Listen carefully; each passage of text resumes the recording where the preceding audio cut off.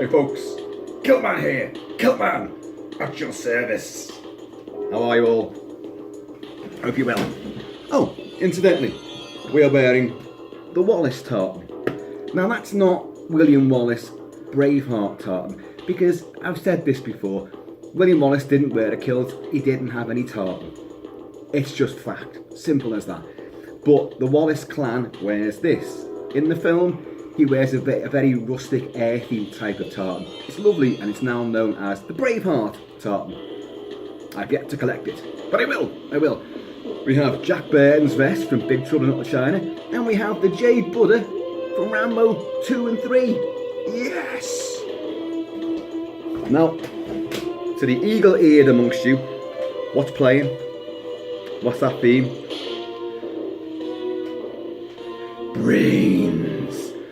Return of the Living Dead, 1984, Dan O'Bannon, the great Dan O'Bannon, God rest his soul, one of John Carpenter's, UCLA film school buddies. The two of them worked on Dark Star together, and Dan O'Bannon would also work on Alien, and the guy was meant to be directing Alien, but in the end, you have to concede that Ridley Scott did a damn good job with it too. He's had a load of credits to his name, but without doubt, one of his greatest achievements is the screenplay for Return of the Living Dead, and directing it as well, because it's the zombie horror comedy to beat them all. And the clever thing about it, the really clever thing about this movie, is that it takes as its basis that George Romero's 1968 classic Night of the Living Dead was true, or was rather based on truth. So the concept is that, there was a chemical developed by the US military which was meant to destroy or eradicate marijuana fields and then be used in military warfare as well. And it had a strange effect upon, corpses. It would reanimate them and they would dance around and jig about, but they weren't, completely flesh-eating creatures like George Romero made them out to be. Because that was the filmic embellishment. Hang on a second. Touch of Reanimator creeping in there. Hey, they're all connected. It's all deadheads and resurrections. But so this chemical, it reanimated the corpses. The military had to clamp down on this. Jesus Christ. They had to hide those corpses, the ones that all came back to life, and they put them in steel drums and they shipped them off. But in a typical military clusterfuck blunder, they lose them and they end up at the UNIDA medical supply warehouse in Louisville, Kentucky. And Freddy gets a job there and he gets to meet the guys who run the place, and they tell him the story of these zombies and the fact that Night of the Living Dead was actually a true story or based on truth. And then they go and show him the canisters, and then you see this creature in there, and then one of the dickheads, is it Bert? Is it Ernie? Is it Frank? Whichever one he is, played by the great James Karen, slaps the canister, and the gas comes out, which knocks him and Freddy, the new guy, knocks them out, and will turn them into zombies. They will gradually die throughout the movie and become the Living Dead.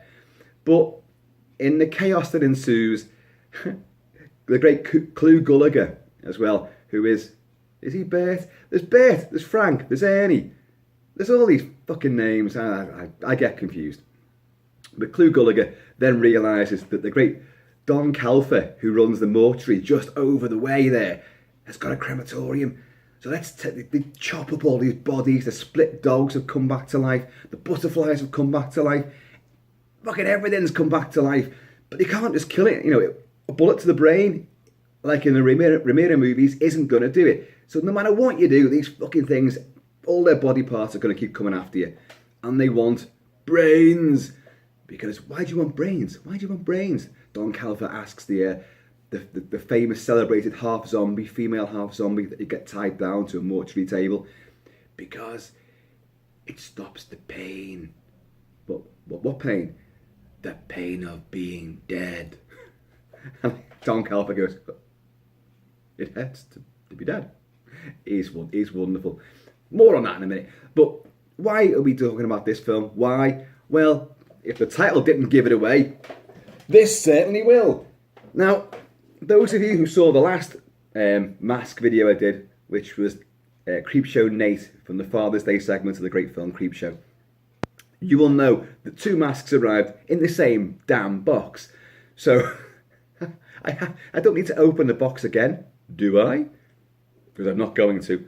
But look, in Return of the Living Dead, you have several lead zombies, and you've got the yellow man who gets his head pickaxed to the ground, and then you have to saw his head off, and then he gets incinerated. But of course, the chemical is in the bodies, so when the fumes come off the chimney of the crematorium, it causes a downpour, which then pisses down on the local cemetery, the Resurrection Cemetery, where all Freddy's ridiculous, mismatched gang of sort of street punk come new romantic idiots are hanging out with the great Linnea Quigley, who's doing the Scream Queen, the most curvaceous Scream Queen. You try saying that. The most curvaceous Scream Queen ever to climb atop a tomb in the nude and dance. You know, oh my God.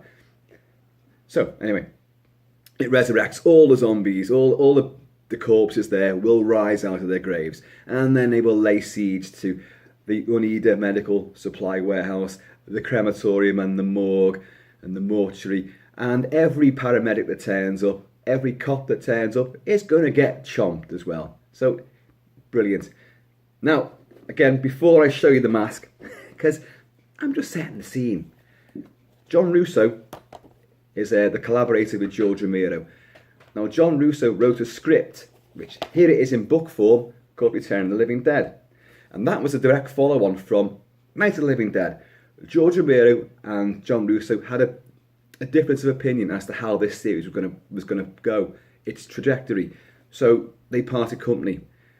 This, in script form, was touted around Hollywood, and a lot of studios showed interest in it. In the end, I think a fellow called Tom Fox took it over and said, "Yep, we're going to make that film." And then they gave the script to Dan O'Bannon, the great Dan O'Bannon, and he said, "I don't think I can do that. I want to make this film, but not with that script, because it's treading on the toes of Romero. It literally is just a direct follow-on from Night of the Living Dead. I'd rather do my own thing."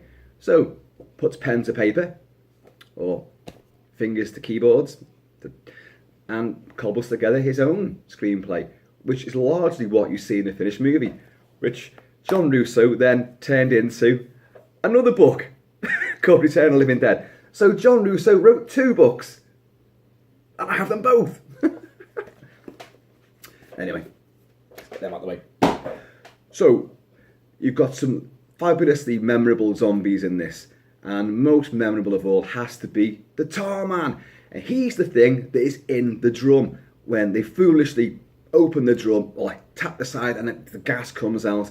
All the flesh melts off this withered sort of, they call it a chemical mummy as well, which is a great little nickname.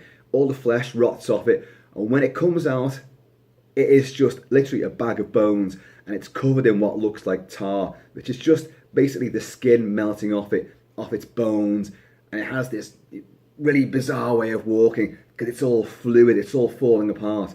It can still talk, and it can still put the bite through someone's cranium, as it does, and chomp some brains. But, they had to get someone really, really thin to play this character, and I think they picked a fella called Alan Troutman, not Colonel Troutman, who would know all about this, but Alan Troutman, who is he's not a stuntman, he's an actor, and he's very, very, very skinny. So they would stick the fake bones onto his body and then cover him with all this crap, and he would act like this spindly creature. And it is, the way he moves, he's almost like liquid, the way he moves. Anyway, you guys are going, "Kilt-Man, shut the fuck up and show us the damn mask, will you? You've been promising this for days." Are you ready? I'm going to put it on. I'm going to put it on right away. Brains.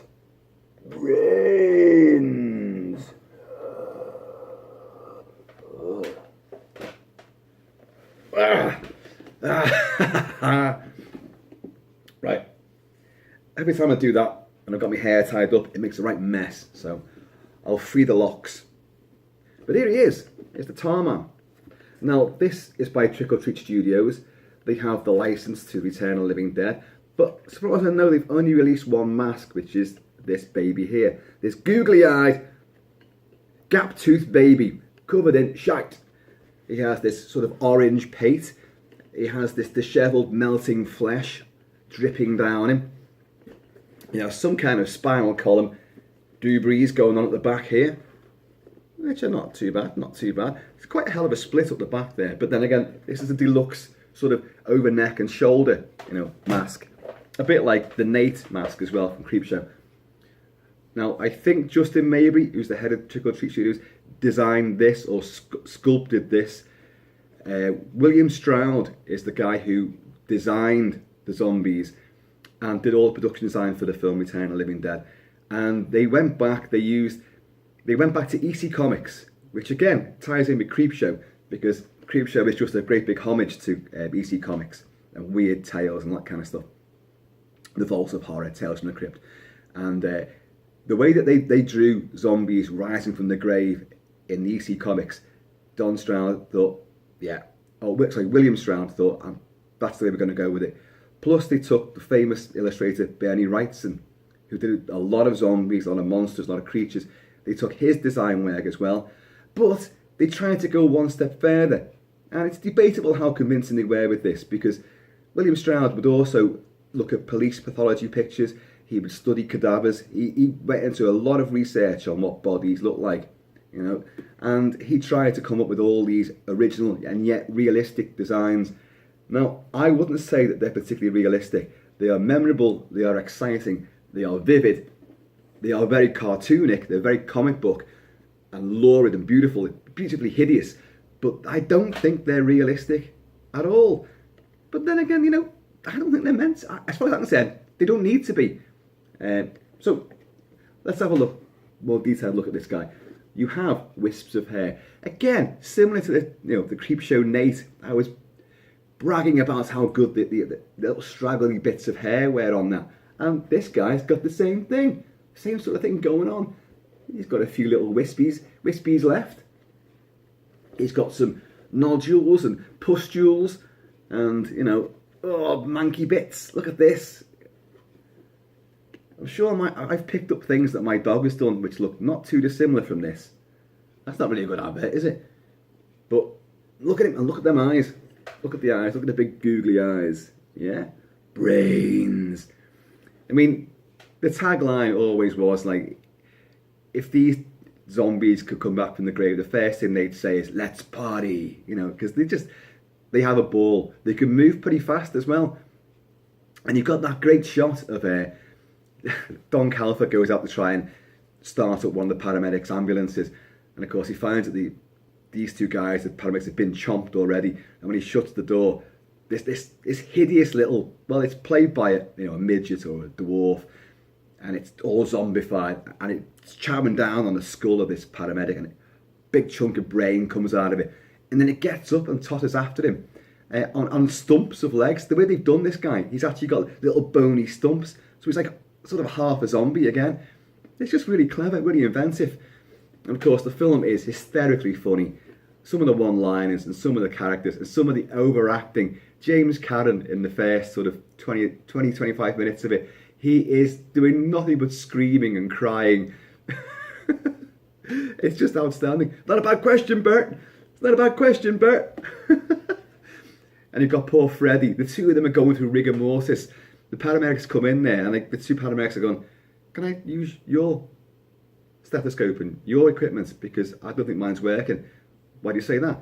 Because I'm not getting a pulse. I'm getting their temperatures at room temperature. There's no heartbeat. Well, that's what I'm getting in my stuff. Can I go away with you for a second? They're fucking dead! These guys are dead! And it's such a clever little sort of, we know what's happening to them. It's quite obvious what's happening to them. But it's just clever the way that, these guys all realise. And I keep coming back to Don Calfa, who was a great comedy actor in the film 10. Blake Edwards is 10, Dudley Moore, Bo Derek, and what was her name? Oh, from Sound of Music, Julie something or other. can't remember. And Don Calfa played this. He was like a pornographer who lived in this California, this Beverly Hills mansion. And he's forever having these sex parties there. He's hysterical. And he's terrific in this. They give him a Luger. He's got like a sort of a moppet sort of not shaggy, sort of, Beatles style haircut, but it's a shock of white. He's meant to be this sort of Teutonic, sort of Germanic, maybe Nazi element creeping in, and he has a fucking Luger with him. He's embalming a guy when we first encounter him, and he's got a Luger strapped to his thigh. It's just, so he'll take a few pot shots and that, but he's great. He's got his own eyes are googlier than those. And his expressions are just a delight to behold. The way he carries himself and conducts himself through this complete, absurd nightmare of monstrosity is just sublime / ridiculous. I love him to bits. And but here's the tar man, or the chemical mummy, as he's known. So what do you guys think about that? What do you think about him? I'm going to do the obvious thing now. I'm going to take off the tag. This has been sitting here since, hang on, these all arrived, well, the 2 masks arrived last Thursday. We're now on the following Tuesday. But if you've been keeping up with Kilt-Man's current events, you'll know that he spent most of the weekend in a very, very inebriated limbo land of just pure, chaotic fun. Helter-skelter, bedlam fun. That was my weekend. And I never got a chance to show you guys this. Now, I got this again. A lot of you will know the name I'm going to come up with now. Mad About Horror. They are the UK-based mask and prop horror store. Brilliant. Again, the 2 masks arrived super, super quick and gloriously packaged.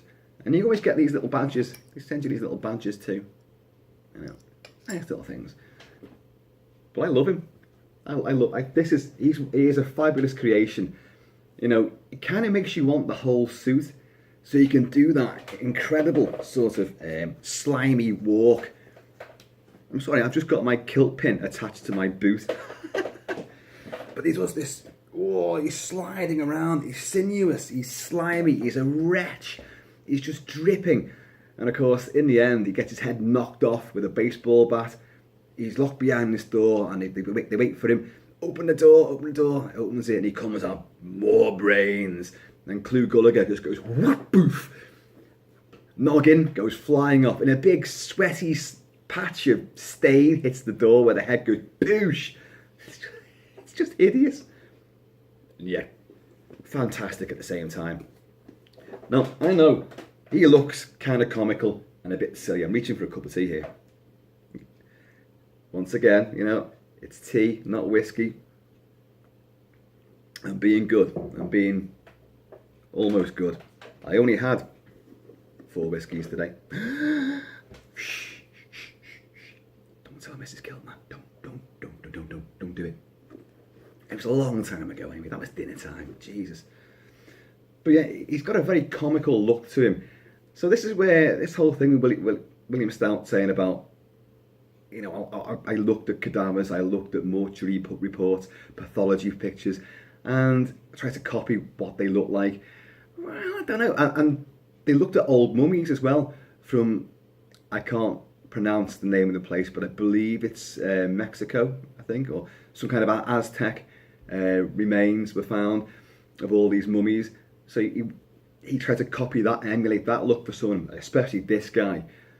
But it does look remarkably lurid and comic book, does it not? But it is brilliant. It's brains. It's just, this guy wants to have fun whilst charming down on your grey matter. Now, who can blame him? But yeah, see this spinal column, and you've got some bony bits sticking out here, and you've got quite a slit up the back, as I said before. But you need it to get this over your head and your shoulders. So I'm not complaining about that. And I say there's masks with more detail on them, but this is a very, very exact reproduction of what you see in the film, even down to this bizarre sort of orange, ochre tinted, colour on top of his noggin, which, because the flesh all melts away in a great sort of stop motion, is it stop motion? I think it is, effect of all the flesh burning off the skull. Anyway, let's just go back to one thing, because I think what we need, because don't forget, this film had a glorious soundtrack as well, which was like full of psychobilly stuff from the Cramps, and nothing's better than this track, The Surfing Dead. And it's this sequence in the movie. They're in the mortuary, and they've got the chapel there as well. Zombie hands are crashing through all the windows. They're pushing the barricades back, and our ragtag ensemble of guys, led by Ernie, the mortician, are trying to board up all the walls. There's a great moment. They go into the chapel. We need to board up these windows, all the stained glass windows. And he goes, no, we don't need to do that, because I've got bars on them. Next thing, these hands come crashing through. He goes, Ernie, we've got to barricade these fucking windows. The Surfing Dead.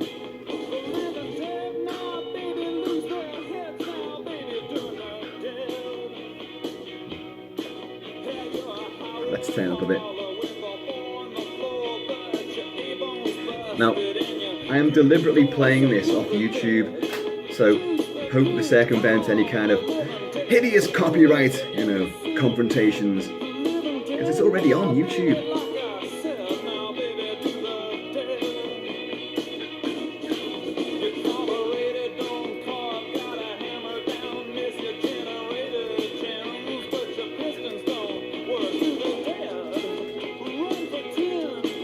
The Kilted Dead. The Kilted Dead.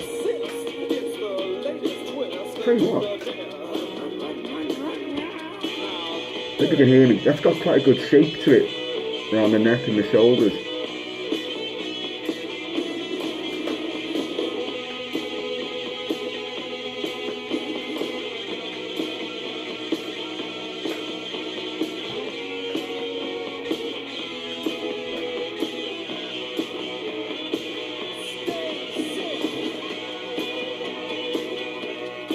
Brains. Raw brains.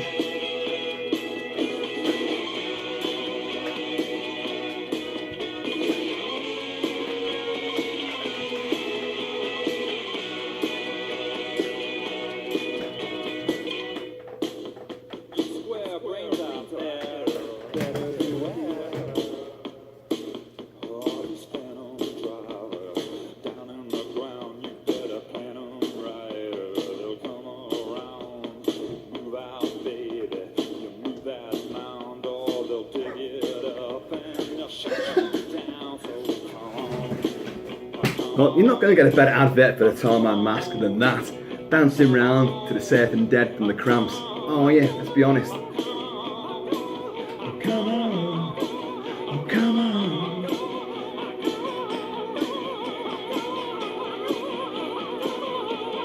I love him, folks. He's brilliant. He's got a great sense of fun to him. Yeah, he's hideous, but you're going to have a good time. As he chows down on you, you'll be laughing your head off as well. And he'll be there to catch all the bits coming out. Look inside the mouth, look at this blackened maw. Sort of a charcoal swamp in there. And the eyeballs are terrific as well, just terrific. Look at this, I don't know if you can see the camera's picking up the colours in there, but there's blood around the eyeballs as well. And there's a lot of different shading inside all of this slimy decrepitude. So, it is a beauty. So, that'll do with that. That'll do with that. So, now what we need is a Linnea Quigley who plays Trash. Let's get some lights over here. Trash is taking off her clothes again. Who does a provocative, nude dance. Well, she is nude except for one of those little merkins they put down there, you know.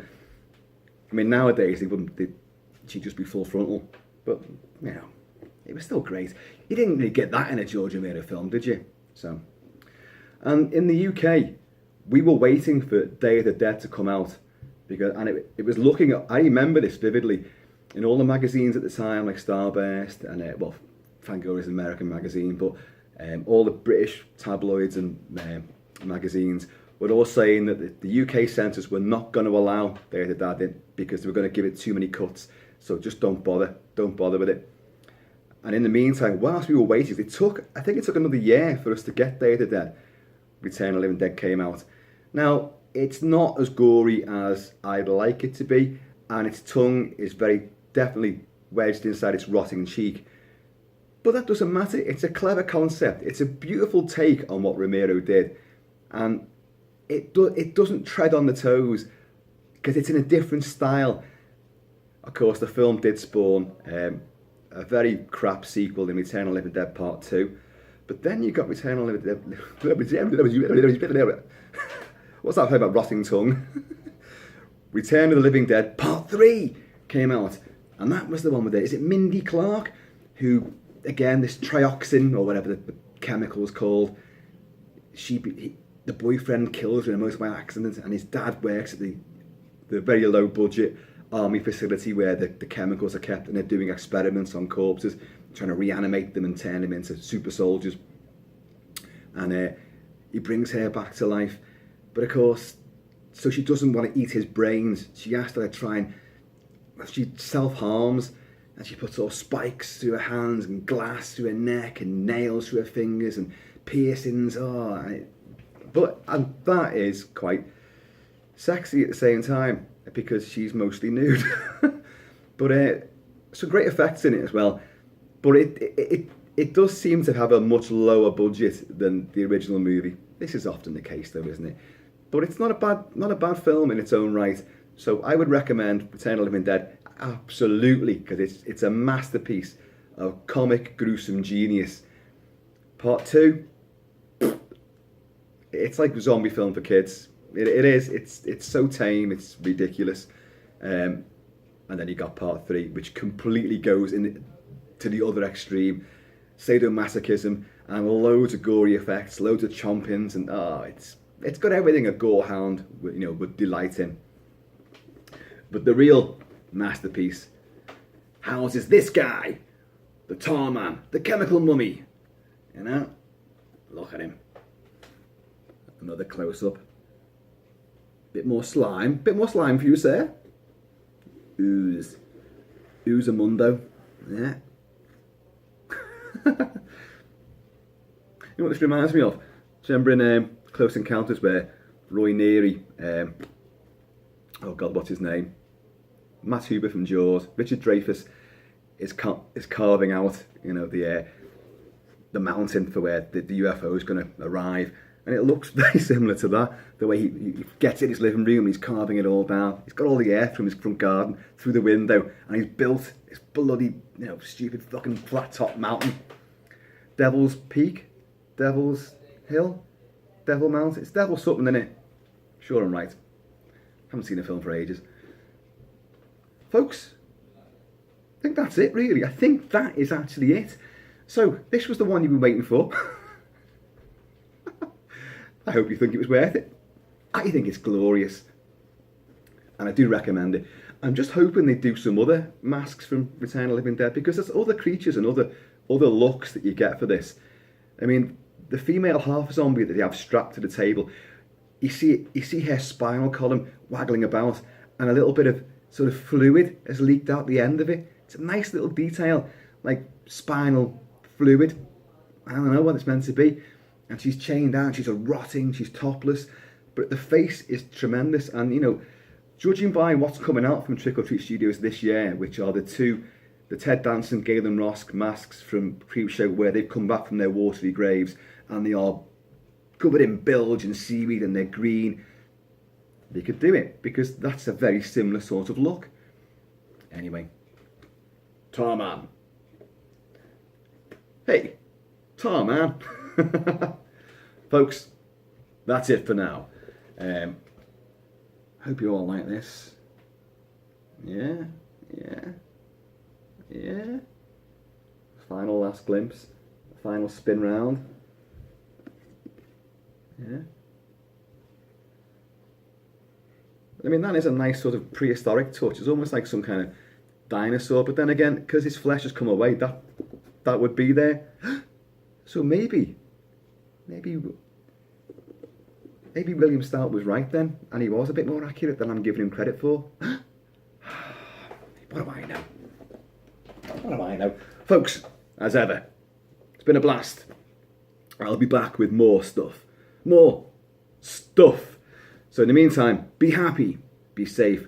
Watch out for chemicals in canisters. Don't disturb them. And if you should be surrounded by zombies, remember, join them and just cry out for more paramedics. Send more paramedics. And in the meantime, I'm going to see y'all later.